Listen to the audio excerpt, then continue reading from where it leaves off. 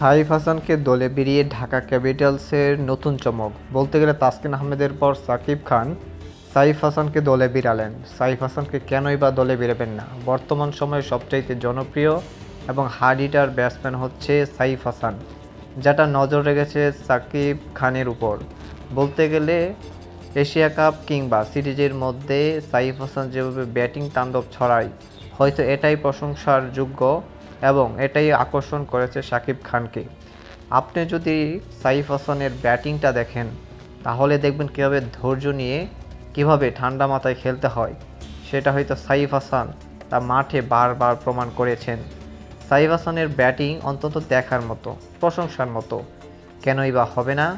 যে কোনো প্রতিপক্ষের এগেনস্টে বড় বড় বোলারদের সামনে নিজেকে যেভাবে ব্যাটকে তলোয়ার হিসাবে চালায় তা অত্যন্ত অসাধারণ, যেটি বাংলাদেশের অন্যান্য ব্যাটারদের মধ্যে পরিলক্ষিত করা যায় না, যার পরিপ্রেক্ষিতে রংপুর থেকে উড়িয়ে আনলেন একদম ঢাকা ক্যাপিটালসের মধ্যে।